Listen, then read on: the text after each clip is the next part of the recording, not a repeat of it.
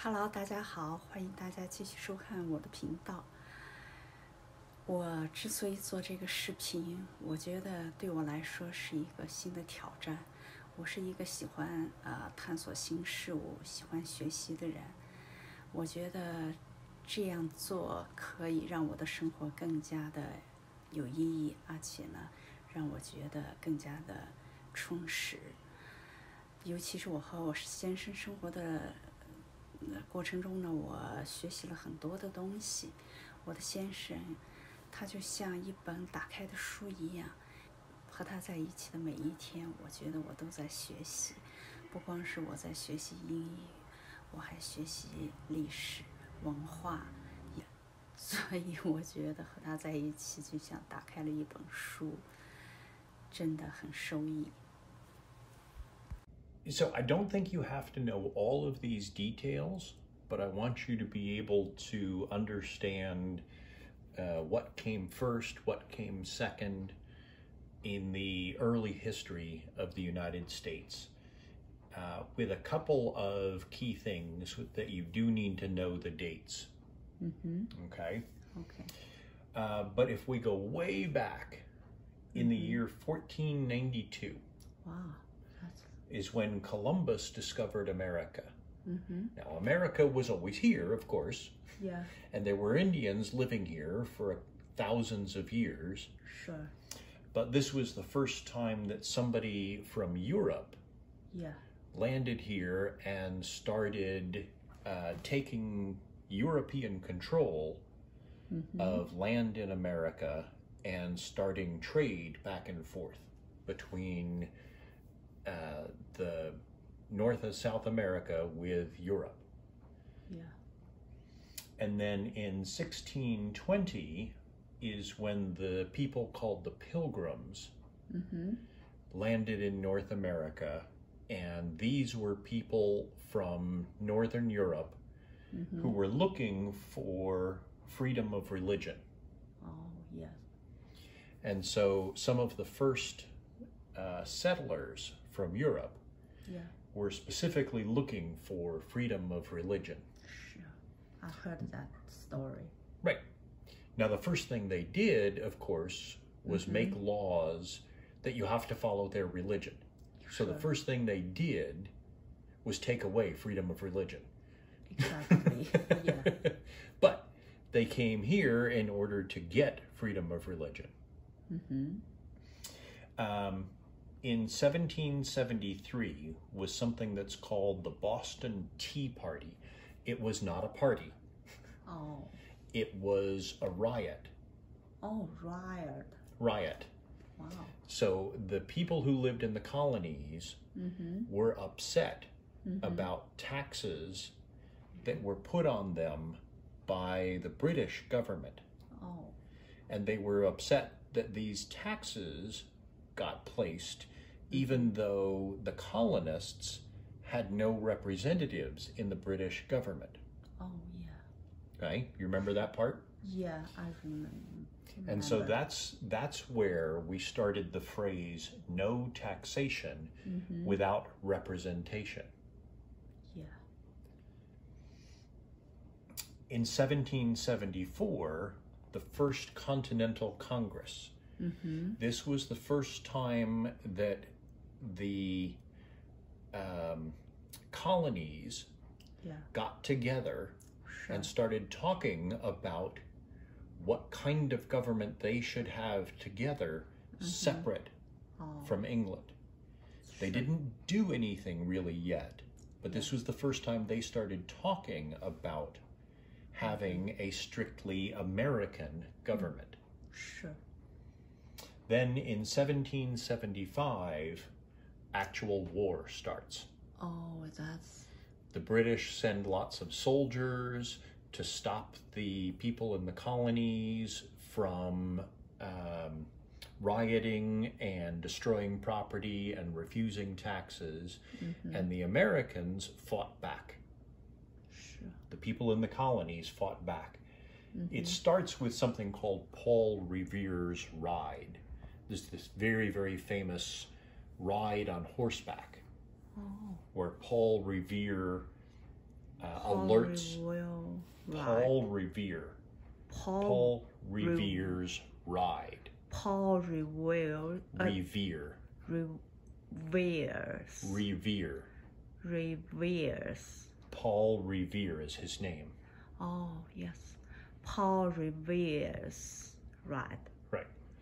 And when the British soldiers landed, when they arrived by boat, Paul Revere rode through the towns announcing that the British soldiers were here, so the American colonists could wake up, grab their guns, and go fight. Oh, yeah. Your book doesn't really talk about that, but it's just there's a famous poem, and there's been movies and all kinds of things. Sure. But basically, this was the start of the Revolutionary War, where the colonies, the American colonists, physically fought a war with the soldiers from what was technically their own government. In the middle of the war, you can see that's a year later. Oh, independence. That's a phrase you need to know. Declaration of Independence. Oh, yeah. Okay. Declaration of Independence. And what day did that happen? July 4, 1776. And every year we celebrate this document on what day? The Declaration of what Independence. day? Oh, July 4. Right. Every year on July 4th. July 4. We celebrate Independence. Yeah. And what about independence? The Declaration of Independence. Yes. That's the day it was signed Sure. by the writers. Yeah. This is the moment where they said, we're not just fighting about taxes.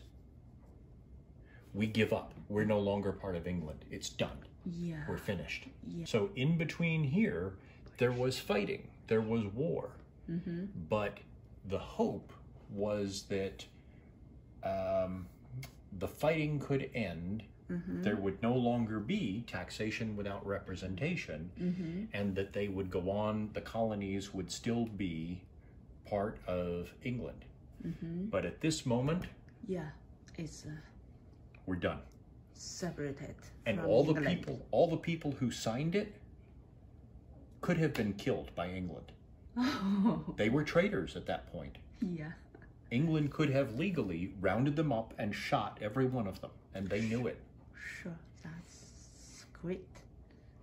They knew that they could be killed for signing this, and they didn't care. It was over.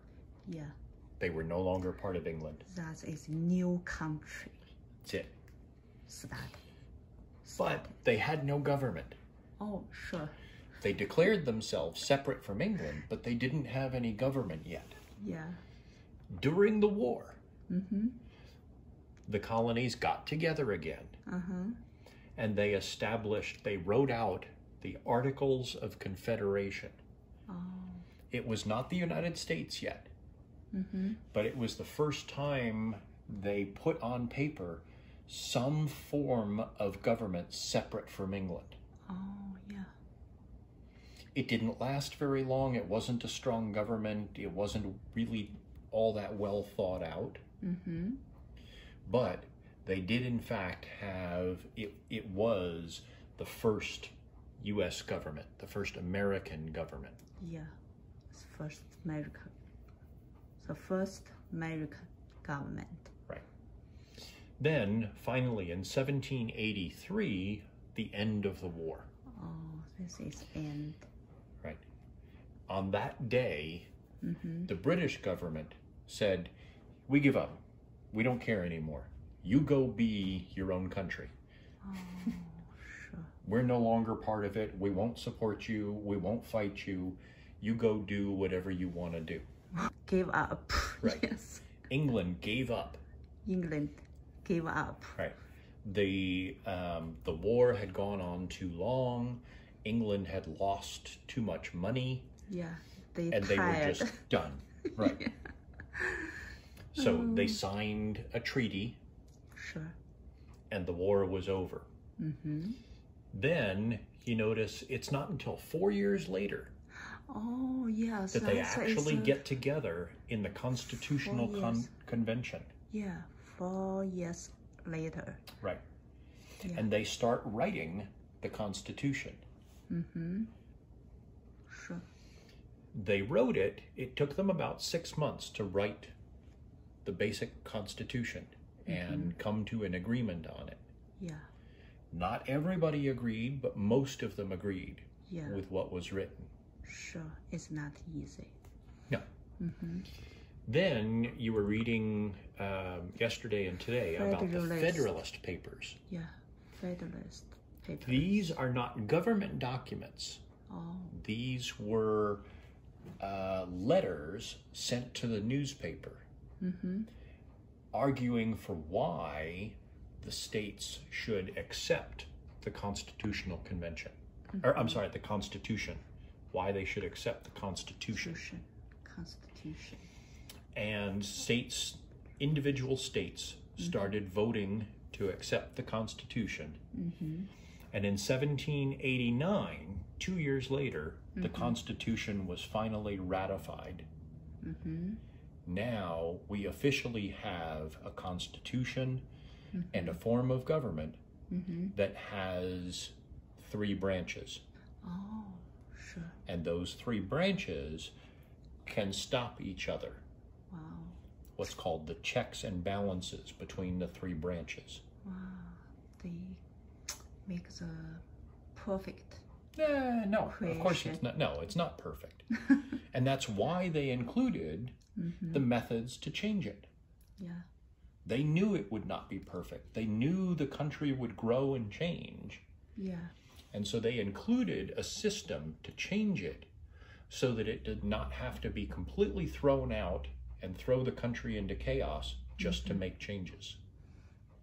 But for some country, some new country beginning, that is very important.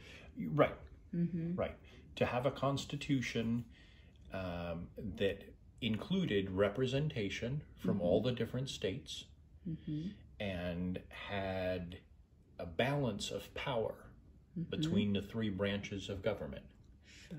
And included a system to change that constitution. Yes. And then 2 years later, 1791. Right. They adopted what's now called the Bill of Rights. That laid out all of those specific rights that individuals have. Wow. Freedom of religion, freedom of the press, freedom of speech, the ability to petition the government. The government cannot search you or take your things without a warrant signed by a judge. All of those things in the Bill of Rights were laid out and adopted as part of the Constitution in 1791. At that point, we have the basics of the American government that has lasted right up to today. Yeah, wonderful. How long from last day to 240 years. 40 years, wow, yes. And I, if I'm right, that's the oldest constitutional government that exists. No other government has, no country on the planet has had an actual constitution that has lasted as long as this one. Exactly. Perfect.